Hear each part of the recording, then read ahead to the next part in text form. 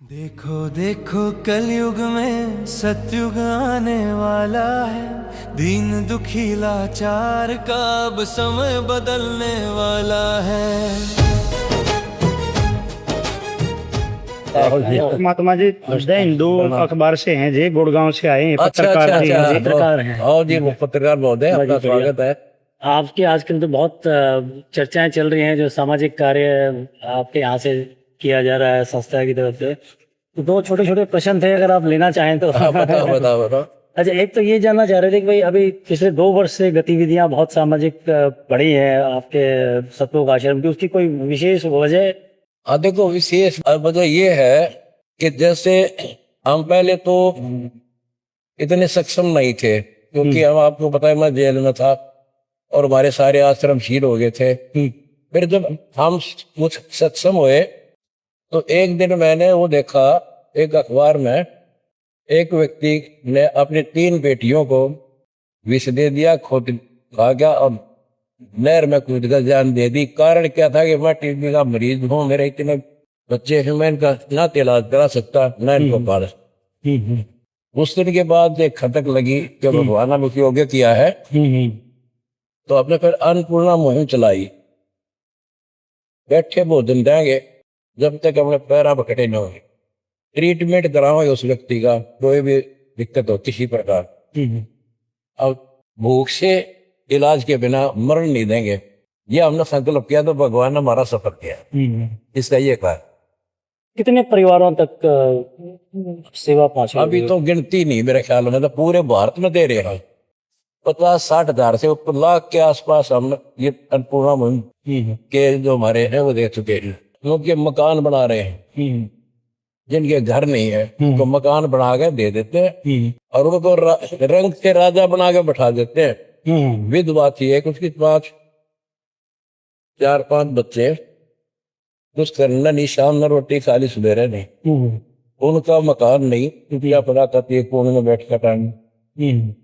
उनको पता चला, उनको संभाला और उनको आजीवन जब तक वो अपने पैरों में खड़े हुए उनका मकान बना दिया और बैठे खाओ, और रसोई क्या सब कुछ, गैस क्या सब कुछ देख सकते, तो वो दुख दूर हो गया।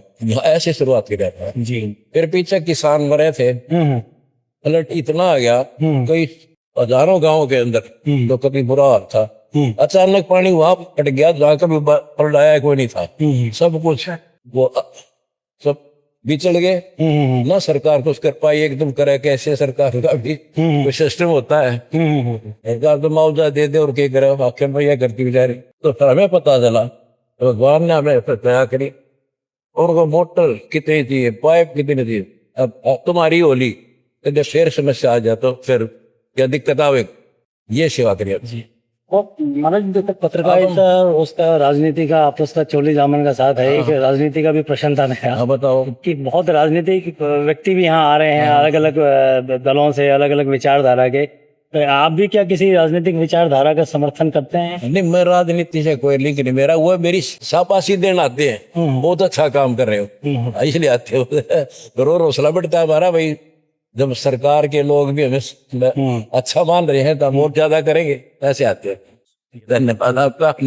आप जी जो हैं परमात्मा, जब हम गुरुग्राम में पोस्टेड थे तो दी हिंदू को देखते थे ये, और अब ये अशोक कुमार जी दी हिंदू के अंदर सीनियर असिस्टेंट एडिटर भी। वाह जी वाह। और दी हिंदू एक बहुत बड़ा डेली है हमारा, साउथ में तो विशेषकर, और यहाँ भी जो आईएएस परीक्षा के लिए दिल्ली में, यूपीएससी के लिए सब बच्चे उसी को ही पढ़ते हैं, तो बड़ा अच्छा डेली ये आज आएगी। हाँ, तो आपसे हमारा एक निवेदन है कि आप अपने दी हिंदू में निकालो, कोई दुखी हो हमने बता दो, उसमें ऐड निकालो, तो किसी को परेशानी है तो हमारा नंबर दे दो, हमसे कांटेक्ट है ताकि हम उनकी हेल्प करें।